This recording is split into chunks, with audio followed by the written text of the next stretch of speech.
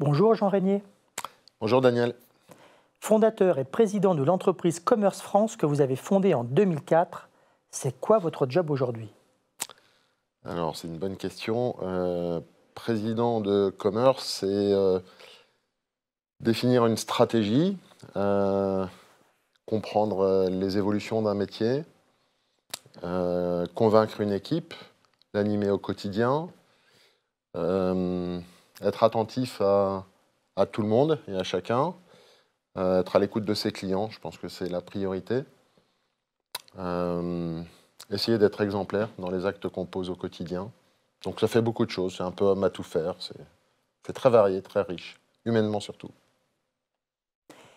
Quelle est votre histoire professionnelle?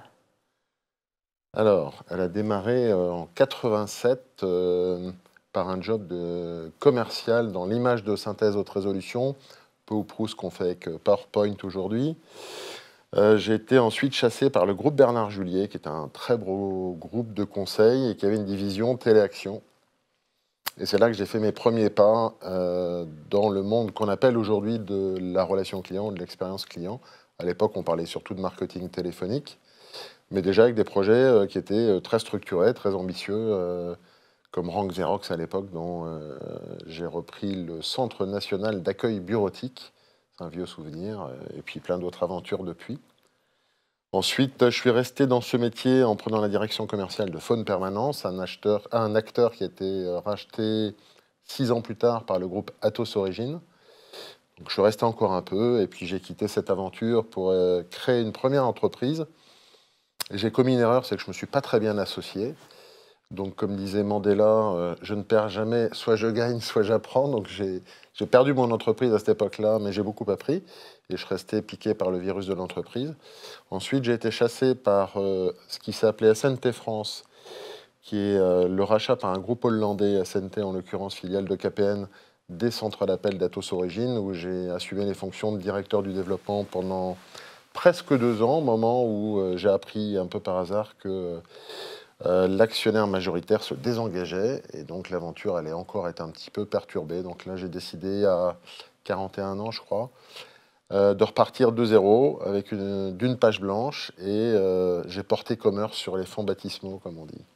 Voilà. Donc il y a bientôt 20 ans. C'est quoi le fil rouge de votre carrière finalement? Je dirais peut-être plusieurs fils rouges. Sûrement le commerce. C'est peut-être pour ça d'ailleurs qu'après du droit, j'ai fait une école de commerce. Donc je pense que petit-fils de commerçant de proximité, en l'occurrence épicier, j'ai été un peu attiré par ces métiers.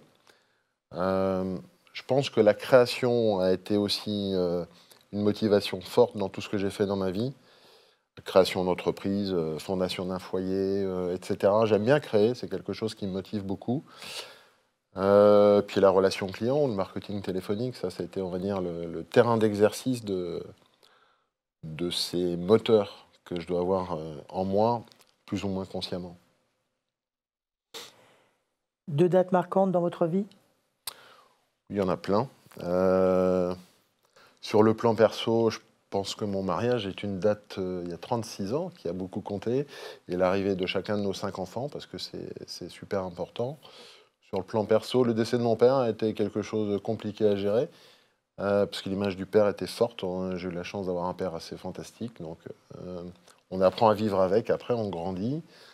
Bon, et puis il peut rester cohérent, on va dire, la naissance de Commerce, parce que c'est vrai que, comme ma femme se plaisait à me le dire, c'est mon 6e enfant, mais c'est celui sans doute qui me prend le plus de temps, moins autant que les 5 autres. Donc, ouais, c'est des dates qui ont marqué. Ouais. Alors quand vous étiez petit, vous rêviez de faire quoi comme métier? J'avoue que c'est assez flou. Je pense que comme tous les gamins, j'ai rêvé de faire le même métier que mon père, qui était chirurgien orthopédiste, quelqu'un qui avait une très très belle réputation et qui m'inspirait beaucoup encore aujourd'hui. J'ai sans doute rêvé d'autres métiers, comme paysagiste, je crois. À une époque, j'aurais bien aimé faire ça. Encore la création, peut-être la nature qui m'appelle assez souvent. Tout ce qui touche à la création en général, ouais, a pu m'attirer. Ouais. Alors qu'est-ce qui vous a fait tomber dans la marmite de l'expérience client? Ah, je vais vous faire un aveu, Daniel. C'est le hasard, en fait.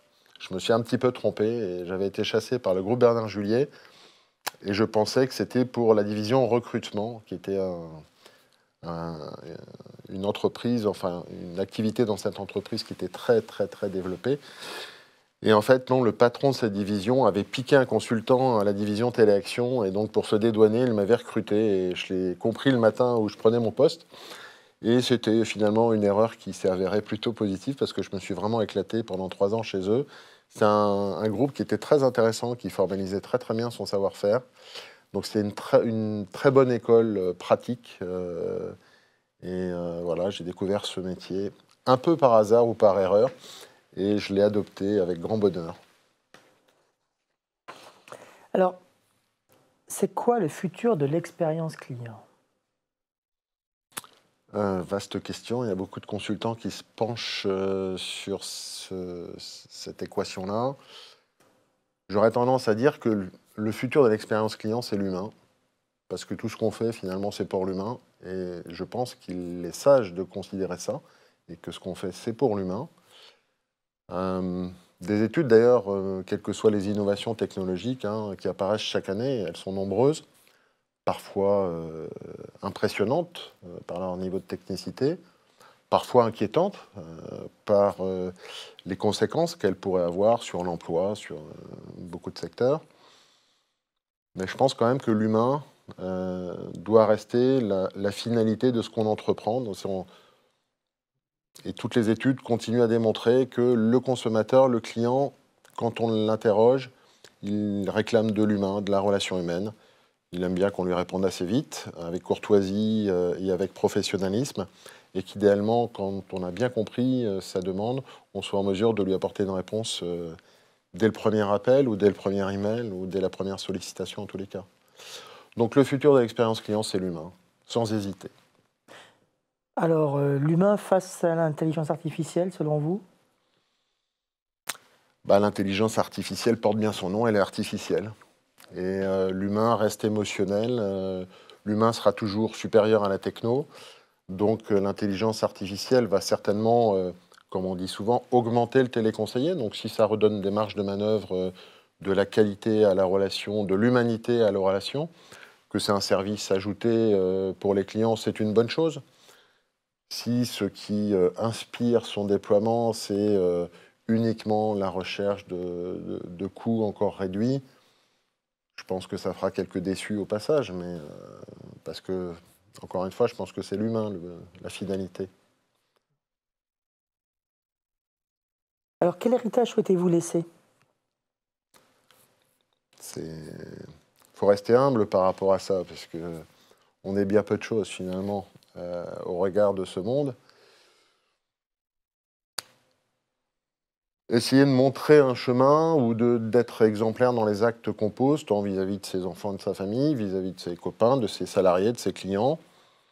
Il y a une expression, être droit dans ses bottes.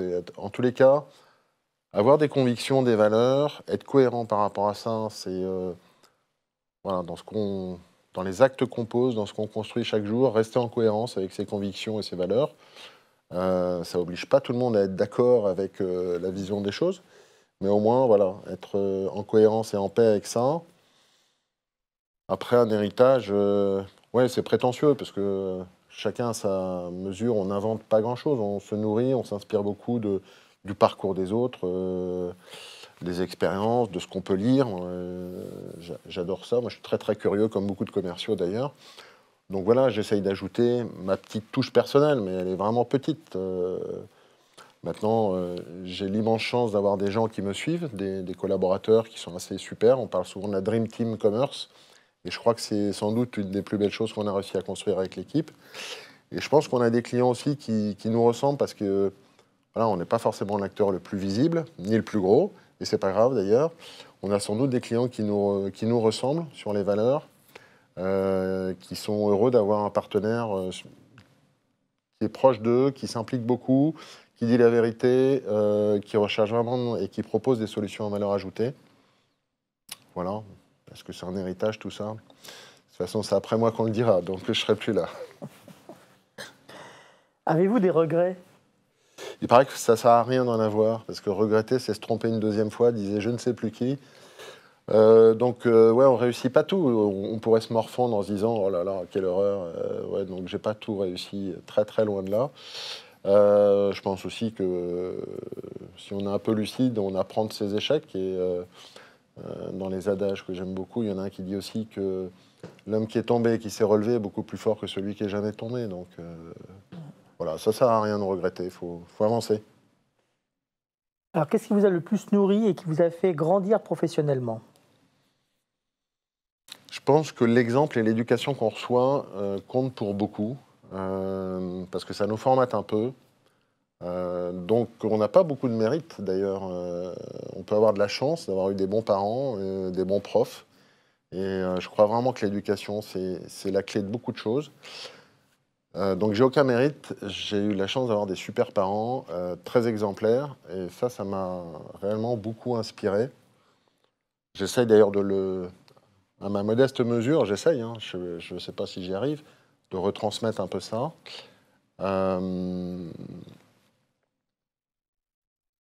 Ouais, c'est surtout ça que je dirais. Avez-vous une belle expérience client à nous partager? Ouais, il y en a plein, parce qu'il y a beaucoup d'entreprises qui se donnent du mal pour satisfaire leurs clients, et Dieu merci. Il y en a une que je citerai volontiers dans un magnifique restaurant qui s'appelle le Gindreau. C'est dans le Lot, dans le sud de la France.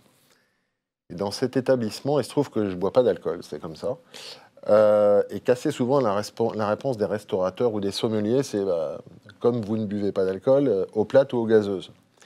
Et j'ai découvert la sommelière de cet établissement, où on peut déjeuner ou dîner très très bien, qui m'a proposé de lui faire confiance et qu'elle me préparerait une boisson pour chacun des plats que je choisirais.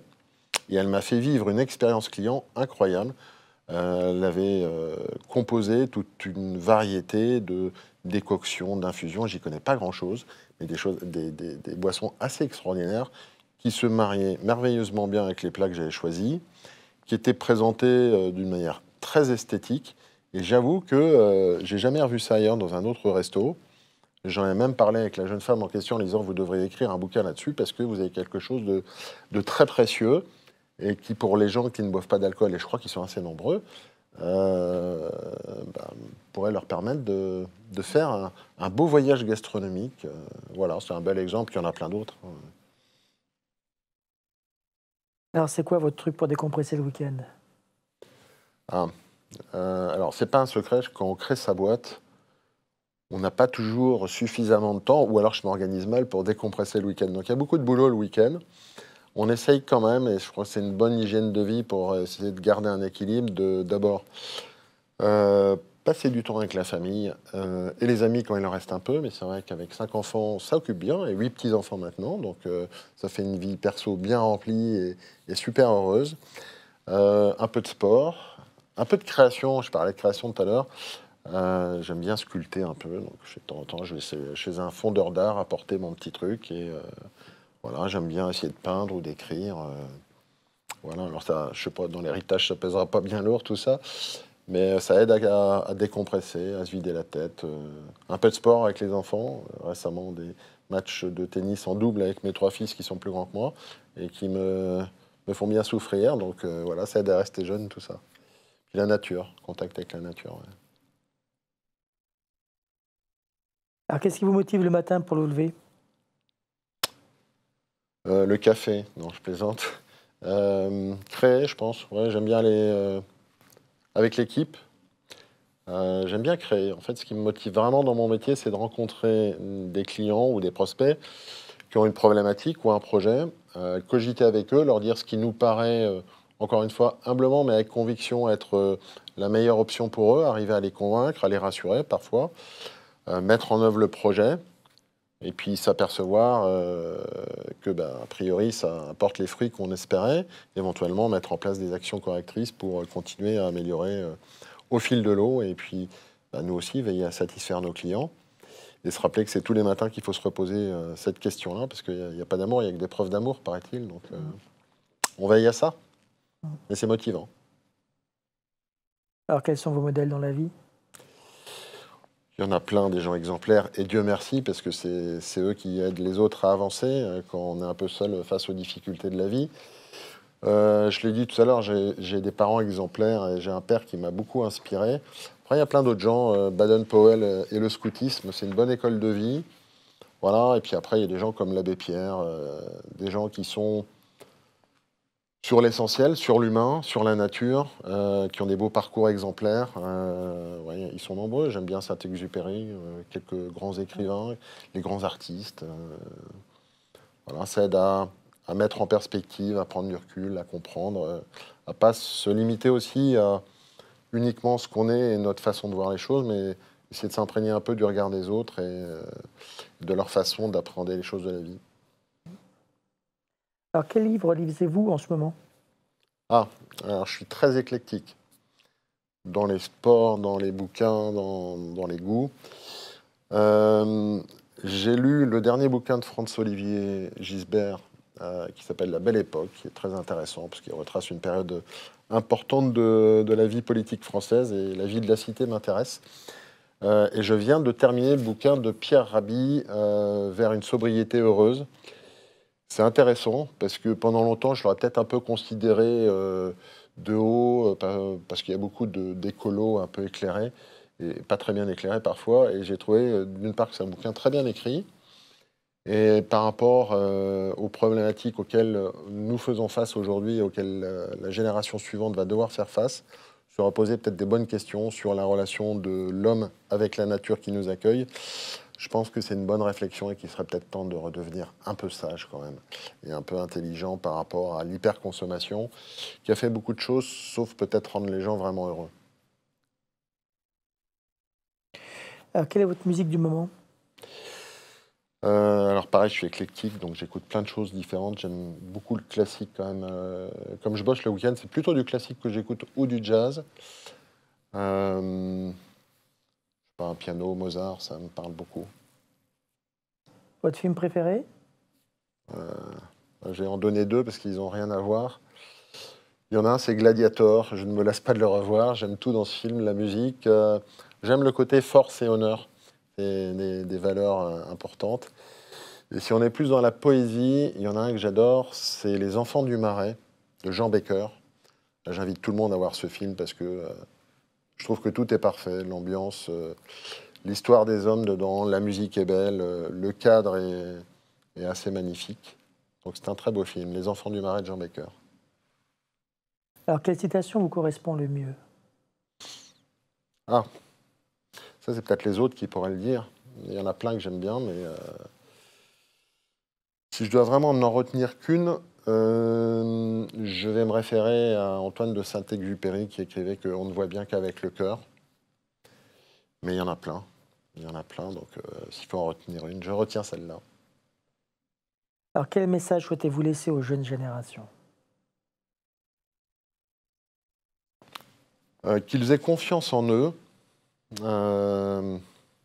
qu'ils restent positifs parce que l'homme, quand il redevient intelligent après avoir fait beaucoup de bêtises, en général, arrive à repartir du bon pied. C'est vrai que l'exemple qui est donné au niveau international par notre génération et celle d'avant pourrait leur donner quelques raisons de s'inquiéter. Parce que la période est quand même compliquée, je trouve, sur le plan écologique, sur le plan des conflits entre les nations, sur le plan économique. Ça fait quand même beaucoup de choses que les jeunes doivent affronter. Donc, faut rester, ouais, faut qu'ils aient confiance en eux. Faut qu'ils fassent les bons choix. Faut qu'ils aillent au bout de leurs rêves. Faut qu'ils nous pardonnent pour toutes les bêtises aussi qu'on aura faites et ce qu'on aura laissé de pas bien. Mais voilà. Alors, qu'est-ce qui fait encore courir Jean? Bah, la vie, parce que j'adore la vie. Elle n'est pas toujours facile, mais j'ai rien trouvé de mieux jusqu'à présent. Il y a des découvertes extraordinaires tous les jours, d'êtres humains, de la nature, de bouquins, de telle diversité que je suis assez gourmand de ça et curieux de ça. Essayer de continuer à créer des choses encore. Donc voilà, quand chez Commerce on gagne un client, moi je suis super heureux de créer des emplois en France, je me bats pour ça. Je sais qu'à une époque, ça a pu en faire rire certains parce que tout le monde pensait que l'offshore était l'Eldorado durable de la relation client. Moi, j'étais un peu persuadé du contraire, mais bon, après, c'est à tort ou à raison. Mais ouais, créer des emplois, c'est quelque chose qui me motive vraiment. Je suis heureux de ça. Parce qu'il y a plein d'histoires aussi, au-delà du professionnel, des belles histoires humaines très souvent derrière ça. Voilà, et ouais, créer. Pour conclure, quel message avez-vous laissé dans le livre dehors? Alors, si je me souviens de ce que j'ai écrit, j'ai dû écrire quelque chose qui ressemble à ça. Ayez confiance en vous. Visez haut, parce qu'on n'a qu'une vie, donc c'est important d'essayer d'avoir un peu d'ambition, quelle que soit la route ou l'objectif visé. Alors après, qu'est-ce que j'ai écrit? Vivez vos rêves. Toujours en ayant le souci de prendre soin de l'humain et de la nature. Et de partager aussi, parce qu'il faut savoir reconnaître que parfois on a plus de chance que d'autres. Donc quand c'est le cas et qu'on en a conscience, il faut essayer, avec la discrétion qui s'impose, repartager. Et puis transmettre, parce que nous sommes des petites choses insignifiantes. Et on est là juste comme petits passeurs pour essayer de transmettre en l'améliorant un peu, si on peut, ce qu'on a reçu. Voilà, si je dois laisser un message. J'aurais plein de choses à dire, mais bon, ça n'intéressera pas forcément grand monde. Donc, Un grand merci Jean pour ce moment de confidence, de partage et de simplicité. Merci. C'est la fin de ce numéro. Je vous donne rendez-vous pour le prochain checkpoint sur A-News Expérience Client.